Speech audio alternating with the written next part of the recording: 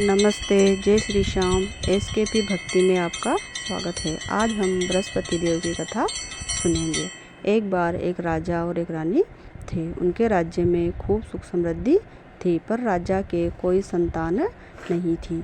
एक बार राजा अपनी बहन से मिलने उसके ससुराल गया और वह बहुत सारा धन दौलत, हीरे मोती, जवाहरात और खाने पीने की वस्तुएं लेकर गया। कुछ समय वह बहन के पास रुका और कहा, बहन तुम भी कुछ दिनों के लिए मेरे साथ चलो, बच्चों को भी लेकर चलो। बहन ने कहा, मैं सास ससुर से पूछ कर चलती हूँ। उसने सास ससुर से पूछा तो सास ने कहा, तुम जाओ, पर बच्चों को यहीं रहने दो, क्योंकि तुम्हारे भाई के कोई संतान नहीं है। राजा ने ये बात सुन ली और वो वहाँ से रवाना हो गया।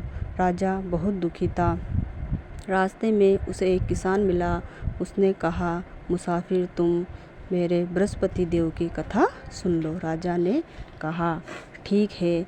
राजा ने पूछा, बृहस्पति देव की कथा से क्या होता है?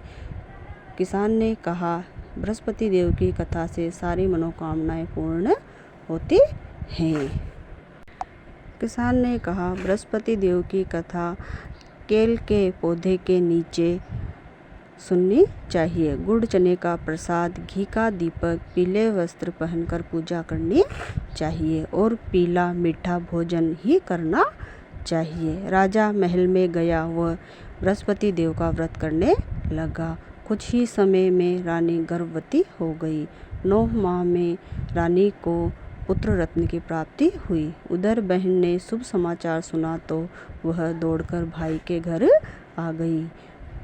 बहन ने भाई से कहा, भैया बधाई हो, पर तुम्हें अगर मेरी सास की बात का बुरा लगा हो तो मुझे क्षमा करना, पर अगर वह ऐसा नहीं कहती तो शायद बृहस्पति देव हमारी व्यथा नहीं समझ पाते।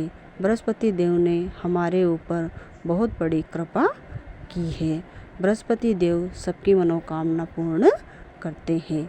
जो भी सच्चे मन से बृहस्पति देव का व्रत रखते हैं, कथा सुनते हैं और प्रसाद ग्रहण करते हैं, बृहस्पति देव उनकी मनोकामना जरूर पूर्ण करते हैं। आपको मेरी कथा कैसी लगी? मेरे चैनल को लाइक करें, सब्सक्राइब करें। जय श्री श्याम।